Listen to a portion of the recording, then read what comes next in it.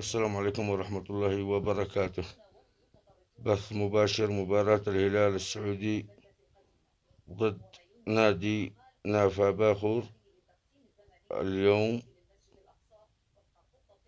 الاثنين الموافق 18/9/2023 في تمام الساعة 9 مساء بتوقيت مكة المكرمة والعراق واليمن وسوريا في دوري أبطال آسيا 2023. أتمنى منكم الاشتراك بالقناة والضغط على زر الجرس ليصلكم كل ما هو جديد، والسلام عليكم ورحمة الله وبركاته. ملاحظة: ستقام المباراة على ملعب الملك فهد بن عبد العزيز في تمام الساعة 9 مساء الاثنين الموافق 18/9/2023 ميلادية. أتمنى منكم الاشتراك بالقناة، والسلام عليكم ورحمة الله وبركاته.